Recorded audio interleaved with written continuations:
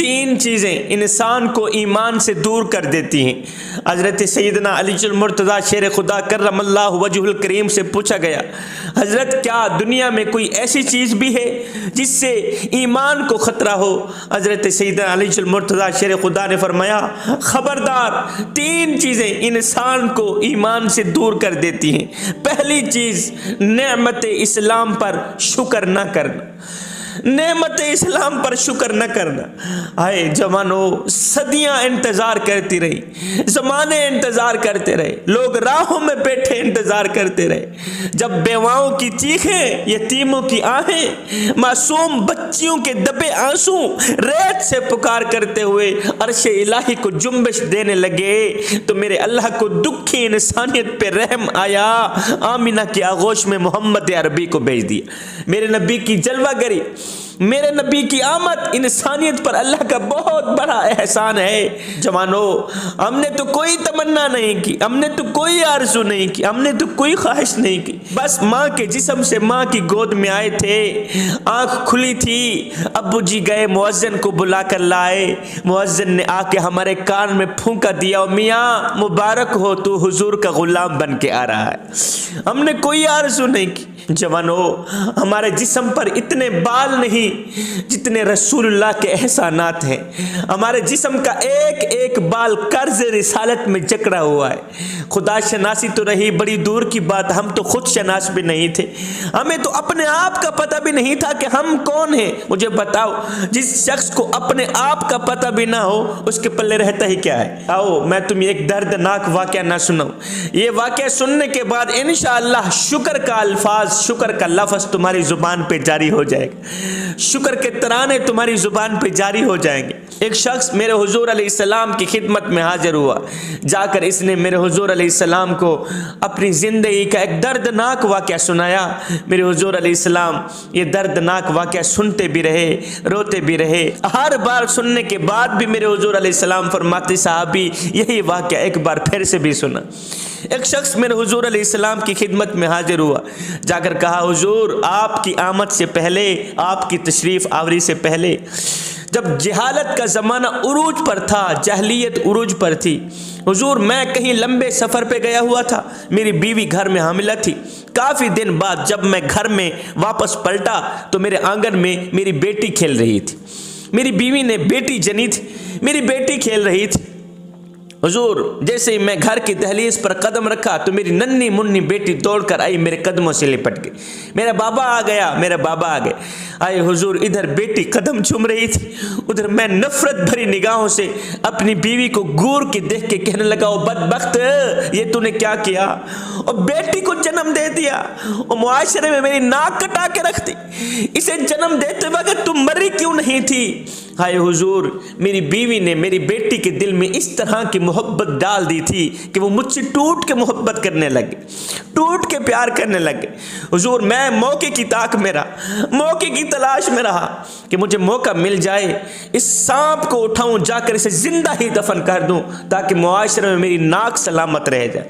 حضور جب میں سوتا تھا، لیٹتا تھا، اٹھتا تھا، میری ننھی منھی بیٹی دوڑ کر جاتی، پانی لے کر آتی، میرے ہاتھ دھلاتی، روٹی لے کے آتی، مجھے کھانا کھلاتی۔ حضور میرا دل پھر بھی نرم نہ ہوا، مجھے پھر بھی رحم نہ آیا۔ حضور میں موقع کی تلاش میں رہا۔ ایک دن حضور میں نے موقع پا ہی لیا، میری بیوی کہیں گئی ہوئی تھی، میں نے کہا آج موقع ہے، اس سپڑی کو اٹھاؤں، جا کے زندہ ہی دفن کر دوں تاکہ معاشرے میں میری ناک سلامت رہ جائے۔ اے حضور میری ننھی منھی بیٹی کو اٹھایا، کندھے پہ بٹھایا، کڑکتی دھوپ ہے، تتی ریت ہے، حضور میں صحرا کی طرف چل دیا۔ حضور میں ایک ایسی جگہ پہ جا پہنچا جہاں مجھے کوئی دیکھنے والا نہیں تھا، میں نے اپنی ننھی منھی بیٹی کو تتی ریت پہ بٹھایا، خود گڑھا کھودنے لگ گئے۔ حضور میں گڑھا کھود رہا تھا، کڑکتی دھوپ تھی، تتی ریت تھی، میرے چہرے سے پسینہ نمودار ہوتا گیا۔ حضور میری بیٹی نے میرے چہرے پر جب پسینہ دیکھا، اٹھی، اپنے ننھے منھے دوپٹے سے کبھی میرا ہاتھ صاف کرتی ہے، کبھی میرا چہرہ صاف کرتی ہے، میرا پسینہ پوچھتی ہے۔ حضور مجھے پھر بھی رحم نہ آیا، میرا دل پھر بھی نرم نہ ہوا۔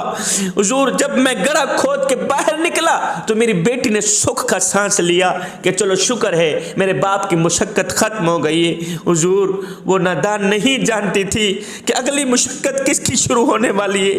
حضور جب میں گڑھا کھود کے باہر نکلا تو میں نے دونوں ہاتھوں سے بیٹی کو اٹھایا، زور سے دہ مارا گڑھے کے اندر۔ حضور میری بیٹی تڑپتی ہوئی گڑھے کے اندر جا گری، تتے گرم گڑھے کے اندر جا گری، اس کے اوپر میں مٹی انڈھیلتا گیا۔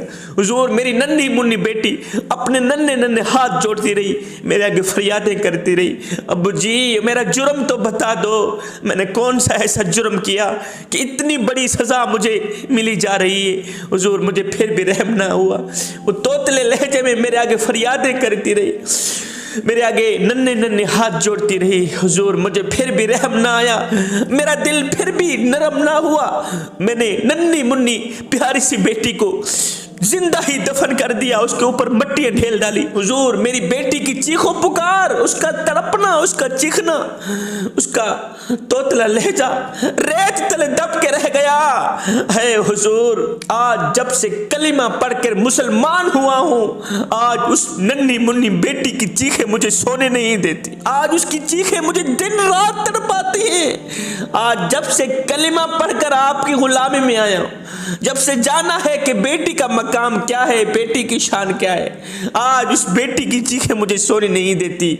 اور ذکر مصطفیٰ کی محفل میں آنے والوں، سید کو اتنا تو بتا دو، آج تمہاری بیٹی کو جو مقام ملا ہے کس نبی کی آمد کا صدقہ ملا ہے؟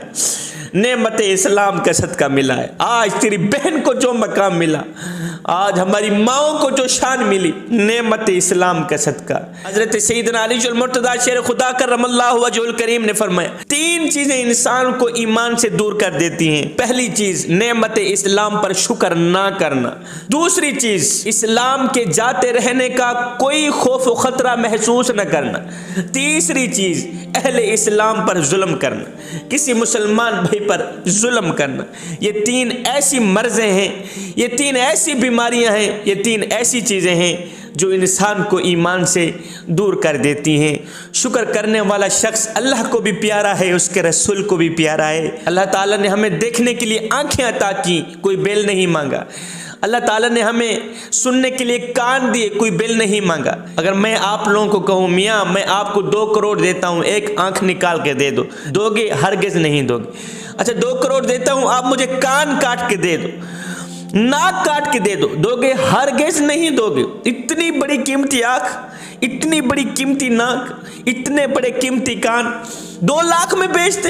ہرگز نہیں دے گے۔